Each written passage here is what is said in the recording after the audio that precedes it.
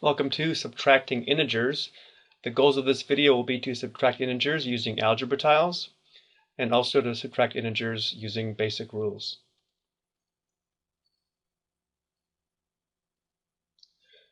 For any real numbers, including integers a and b, a minus positive b is equal to a plus a negative b, and a minus a negative b is equal to a plus positive b. In general, this rule states that we can convert every subtraction problem to an addition problem. We can then follow the rules for adding integers. I'd like to start by taking a look at why we are allowed to convert subtraction problems to addition problems. Why is subtracting a positive b the same as adding a negative b? And why is subtracting a negative b the same as adding a positive b? So let's start by looking at this problem. Is 5 minus 2 really equal to 5 plus a negative 2? And to illustrate this, I'm going to use algebra tiles. And here's the setup. One blue square is equal to 1 or $1, and one red square is equal to -1 or -$1. So together, a positive 1 and a negative 1 combine to equal 0 or $0. So if we take a look at 5 minus 2, this is the model for positive 5 or $5. And of course, subtraction is like takeaway. So if I take away 2 of these positive dollars, it's very easy to see that what remains is 3. 5 minus 2 is obviously 3. But instead of subtracting positive 2, what if we add negative 2?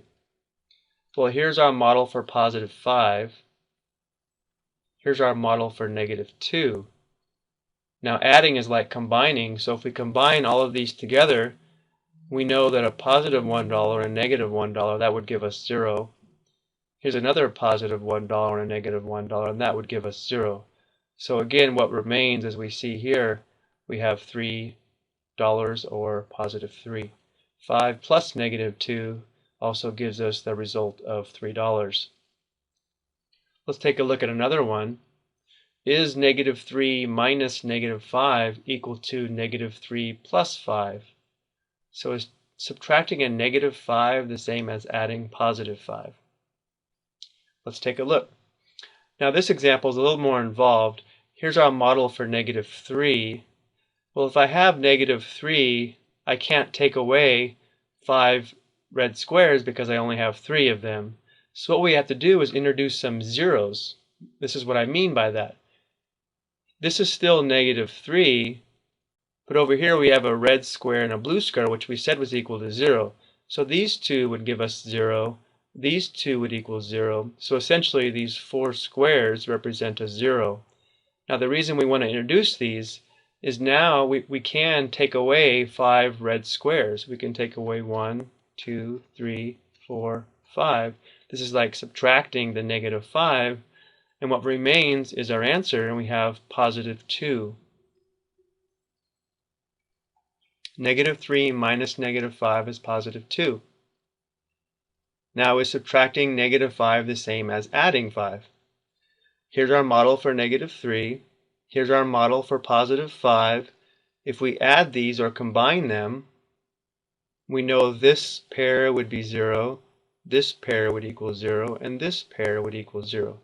And as a result, the remaining squares, 2 blue squares, gives us positive 2.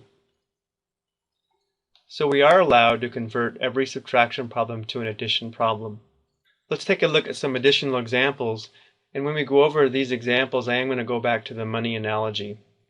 So our first step will be to rewrite these subtraction problems as addition problems, and then just follow the rules of adding integers.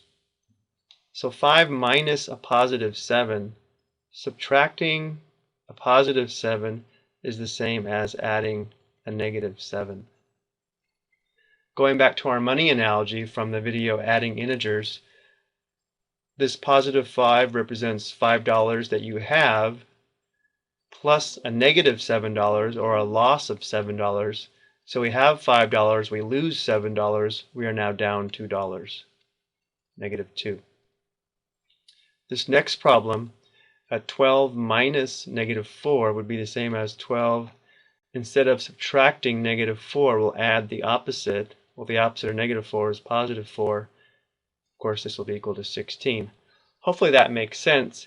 If you take away a loss, that would be like giving you $4 or adding $4.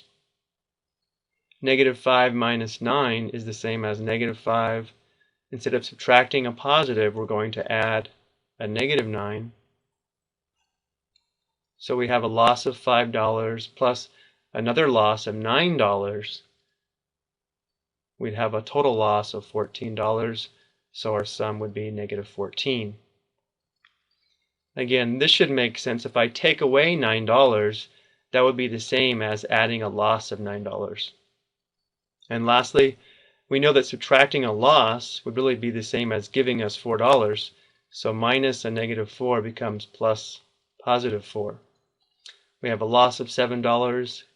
We gained $4. We're still down $3. Let's take a look at a couple more challenging problems. Once you rewrite these as addition problems, we are just following the rules for adding integers. Now you may ask, do I always have to convert these to addition problems? If you do enough of these problems, you probably won't rewrite these as addition problems. You will just be able to visualize them in your head. But let's go ahead and continue our work. Negative 85 minus a negative 25. So we're down $85. And if someone takes away a loss, that would be the same as adding 25. Now this one's going to be a little more challenging to figure out. We have a loss of 85 and then we gain 25. It makes sense that our answer should still be negative. And the rules for adding integers states if we're adding two integers with different signs, we take the absolute value of both. So we'd have 85 and 25, and we subtract the smaller from the larger. Of course, that would be 60. Again, we already determined our answer had to be negative, so we have negative 60. This last problem is a prime example of where it may not benefit us to rewrite this as an addition problem. We all know how to perform 121 minus 63.